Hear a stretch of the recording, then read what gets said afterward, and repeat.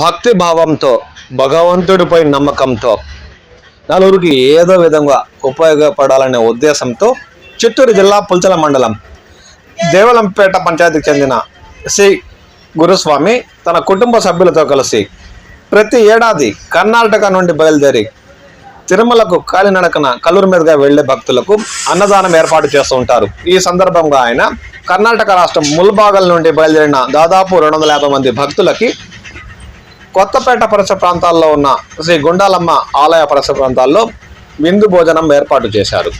ఈ సందర్భంగా ఆయన మాట్లాడుతూ ప్రతి ఏడాది తూచా తప్పకుండా భక్తి భావంతో శ్రీ వెంకటేశ్వర స్వామిపై నమ్మకంతో కాలినడకన వెళ్లే భక్తులకు అన్నదాన కార్యక్రమం ఏర్పాటు చేస్తున్నట్లు ఈ సందర్భంగా ఆయన ఆనందం వ్యక్తం చేశారు.